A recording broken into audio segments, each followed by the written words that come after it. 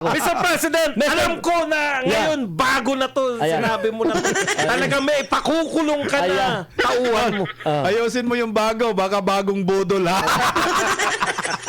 yung kay ano po no, kay Tatay Digong. Kasi eto po hindi niya binanggit samantalang binuhusan to ng napakaraming oras. Correct. Ilan pong mga may quadcom, 'di ba? Ang dami pong inaksayan nating panahon para pasamain o atakihin tong war on drugs. Ibig sabihin, naalala ko nung si Tatay Digong unang araw o matapos na madala ron sa may Netherlands. Nag-press con si PBBM, parang achievement talaga ang dating, 'di ba, partner? Tama. Kung ito po ay pinagbuhusan ng pamahalaan ng maraming panahon, ng maraming oras para imbestigahan si Tatay Digong sa war on drugs, bakit po nung napakulong na ni hindi po maipagmalaki? Di po ba? Buti pa nga yung sa Sabongero na hindi pa po napapakulong, hindi pa po nahuhuli yung mga mastermind. Naipagmalaki na sa SONA. Kasi ito, ang dami pong oras na ginugol dito kay Tatay Digong nung nahuli, hindi pala pwedeng kaya ibig sabihin, partner, kung hindi nila maipagmalaki, talagang nakita nila na hindi naman masasabing kapalpakan, kundi masasabi natin na sana kung maibabalik lang ang panahon, baka pinag-isipan nila sana hindi na lang natin. Kasi umamin sila na natalo sila noong nakaraang eleksyon. Maganda yun. Maganda yun sa SONA ni BBM na may pag-amin. Isa pang pag-amin, ewan ko kung flood control. Mukhang dito na yun papasok, partner, yung sinabi mo. Sabi na sa inyo kasi wala naman ako nabasa rito. Nawala tuloy yung momentum ko kanina. Sige, Tirano, partner, mukhang dito na yan papasok. Di ba? Wala eh. Yun nga. Hindi, kasi may sinabi siya sa flood control. In fairness. Di ba? Sinabi niya na meron siyang yung flood control nga, dahil naghahanap yung tao ng flood control project, sinabi rin ni Pangulong Marcos, alam ko na merong mga flood control na hindi totoo. Ibig sabihin, pati si Pangulong Marcos naghahanap na ngayon. Ang problema, partner, naghahanap ang lahat ng tao. Pati yung Pangulo ng Pilipinas na nagpondo dyan, no? Hinahanapan na ngayon yung mga kanyang mga tauhan. Nasaan yung mga flood control project na yan? Kaya tama yung mga tao na tutulan yung flood control. Buong akala ko kasi sasabihin niya lang yung, ito na yung normal, wag na tayo maghanap. Hindi. Wag na tayo maghanap ng flood control. Wag na tayo maghanap. Pero, doon ako nabigla. Pati siya naghahanap ng flood control. Mr. President, bibilib talaga kami sa iyo kung mayroon kaming makikita na inimbestigahan ka at napakalong katulad ng pinangako mo. May paiimbestigahan siya. Paimbestigahan. Siyempre, ang susunod doon, ipapakulong mo yun. Paimbestigahan mo lang. Baka mamaya kasi partner, hanggang investigasyon lang yan. Kaya partner, di ba nagbitaw siya ng sabi niya na mahiya naman kayo. Yun. Pero mukhang mali yung binitawan Mahiya naman siya. Nasa likod, partner. Mahiya naman siya, ganun. Mahiya naman. Nasa likod eh. Mahiya naman kayo sa pera ng bayan na panay pinapangutang tapos binubulsa lang. Dapat hindi ganun yung word, partner. Ito yung exact na word. Mahiya naman tayo. Ayan. Kasi pag sinabi mong kayo, nagtuturo ka na. Wala, hindi siya kasali. Hindi ka kasali sa gobyerno. Naghuhugas kamay ka, naghanap ka na ng masisisi, nagbahanap ka na ng sacrificial lamb na pwedeng ituro mo magiging collateral damage. Dapat ang ano mo doon, kasi you are a leader eh. Presidente ka ng Republika ng Pilipinas, ikaw yung inhenyero eh. Ikaw yung chief architect. Siya yung, kumbaga sa barko, partner, siya yung kapitan. Taga-timon. Oo, kapitan. Dapat ang ginamit niyang word, mahiya naman tayo. Yan, Para bang ang magsasalita na pwedeng gumamit ng mahiya naman kayo, tayo yun.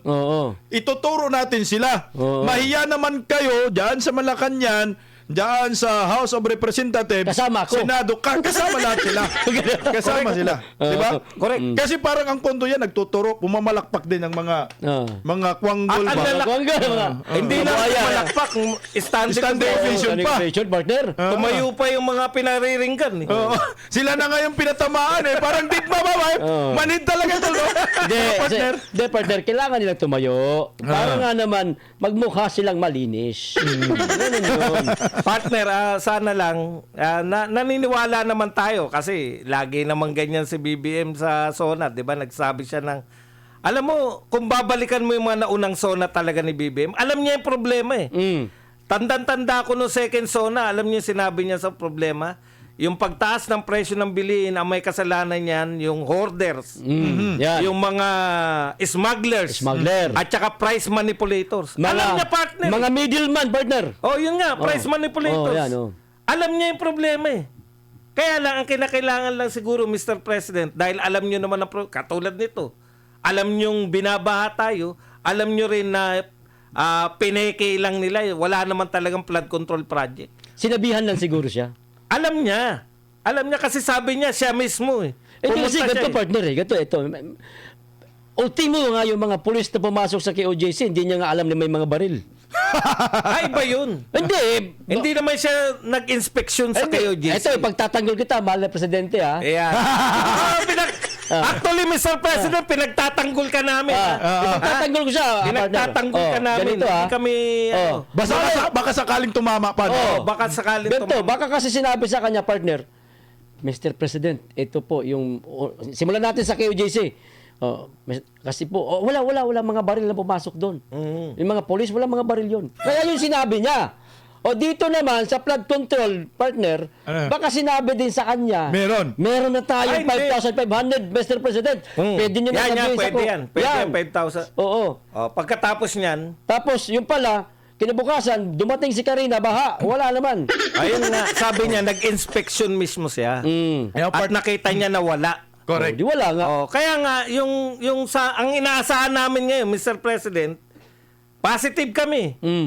At least, alam mo, ang problema, malulutas yan pag natukoy mo. Ayun. Tukoy na yung problema eh. May mga tauhan siya na kunwari may proyekto pero hindi ginawa. Maganda nga, partner, yung ginamit niyang salita, partner, tungkol dyan. Ano? Diba nung 2024, proud siya doon, no? Sinabi niya, meron kaming 5,500 flood control projects. Nung binagyo, bumaha, pinagtanggol pa rin niya yung flood control projects. Ang sabi niya, kaya bumaha, merong flood control. Sabi niya, merong flood control projects. Ano? Ano? Kaso nga lang na-overwhelm. Diba? Yung 2024 yon. Pero ngayon, partner, kagahapon, ito talaga, pag-amin na ito. Anong ginamit niyang salita dito, partner? Ano? Ang flood control projects ay palpak. Sinabi niya palpak. Palpak. Ang flood control projects ay gumuho. Yun. Ang flood control projects ay ghost projects. Ang flood control projects ay guni-guni. Yun yung mga pinakamalupit. apat na salita na binitawan niya na pinatamaan niya yung gobyerno niya. So, palakpakan natin, partner. Palakpakan natin, partner. Palakpakan natin. Umaming palpak. Sabi nga natin, pagka maganda sinasabi. Oo. Kaya lang, Mr. President, yun na nga eh, sinabi mo nga no second zone yan eh. Hahabulin namin kayo. Yan. Mga orders, yung mga, ganun yung termino niya. Hahabulin namin yung mga price manipulators, smugglers. May nahabol ba? Ayun ang problema. Kasi partner, may mga nasabat naman ng mga warehouse na puno ng ganito, ganyan. As usual, Oo, pero wala naman bigas lang ang nahuli. Meron. Bigas nga nahuli. Oo, nahuli. Bigas. Pinamigay. Pero walang tao, partner. Kaya nga. Oo, yun. Parang yung droga Hindi, na ganito. Mr. President, bilang ikaw po ang aming Pangulo sa ating bansa, Iyan. maaari po bang Matuwa kami. Matuwa kami. Ayan. Gusto namin matuwa, Mr. Paano kami matutuwa, Yun. Mr. President? Ang gusto namin mangyari, yung mga ghost project na binanggit ho ninyo, paimbestigahan ho ninyo kung nariyan ba o wala. Sa bagay, ghost project nga, gumawa ho kayo ng aksyon, Na may makulong. may makukulong, may mananagot. Kaso, Correct. partner, ang problema nito, partner natin ngayon, Oh. baka malihis na naman at isisi na naman sa mga Duterte. Paano yan, partner? Napatula naman. Tingnan mo ha. Sige nga, partner. Interesado ako dyan. Sige, paano mo? Pagkatapos ng interview, pagkatapos ng SUNA, Hindi mo tahi-tahi yan, ha? hindi tayo ito. Hindi tahiyan. Pagkatapos ng SUNA ni Bongbong Marcos kagahapon, in-interview si Lucas Bersamin. Ano sabi? In-interview ng mga Si media. Lucas. Oo. Si Lucas. Kapitbahay mo. Kapitbahay mo. Oo, kapitbahay mo. In-interview, tinanong siya ng mga media Sabi. na ang previous admin Duterte ba ay imbestigahan din ba ninyo sa flood control? Nako. Anong sabi ni Bersamin? Ano? Kasama na maimbestigahan ang previous admin. Ayun. Ito ang malaking problema dyan. Ayun na yun. Na yung gigil niya, yung tapang niya, yung pala ang ending sa mga Duterte pa rin. Nak ng Yun yung masama ng partner. Talaga. Ang problema niyan, kasi may mga instances na nag-iimbestiga sila, tumitigil pagdating sa Duterte. Correct. Halimbawa, yung confidential fund. Sangkatok, akala ko naman, sinimulan na kay BP Sara.